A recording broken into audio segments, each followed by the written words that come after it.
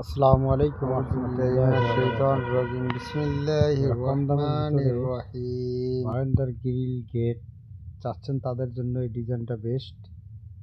আপনারা দেখেন, সিম্পল একটা ডিজাইন, সবার নজর কাড়ার মতো। তো এই গেটটার ওজন 65 কেজি মাত্র।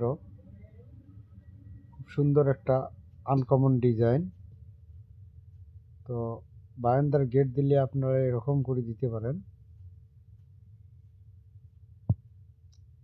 মাঝখানে পকেট গেট সহ